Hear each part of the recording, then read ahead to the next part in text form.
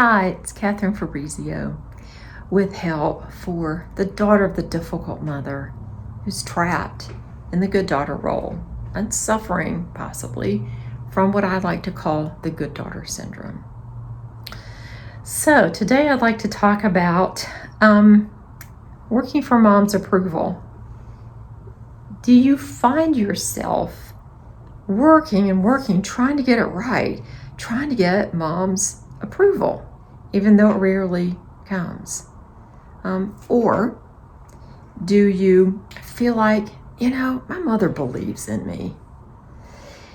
In a healthy mother-daughter dynamic, win or lose, you can always count on mom to see you in your best light. If you make a misstep, she regards it as the exception rather than the rule. In the good daughter trap, it can be very mixed because you can get it right some of the time, and mom can take like extraordinary pleasure and she can get really pumped up when you're making her look good, which is not really the same thing as approval. But when she's not just beaming or backstage, she's critical, she second guesses your decisions, she's intrusive. Now, what is your thinking? She weighs in on all your decisions as if she has a legitimate reason to do so, even though you're an adult. With those constant criticism and comments, you can get the distinct feeling that there's really something wrong with you. Why wouldn't she be pleased, and why she always have something to say? So the truth is, here's what's going on here. Every mother regards their daughter through a predetermined unconscious lens before you were born. That's a given.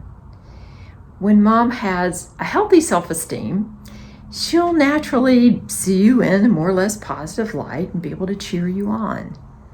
Not all of the time, but most of the time.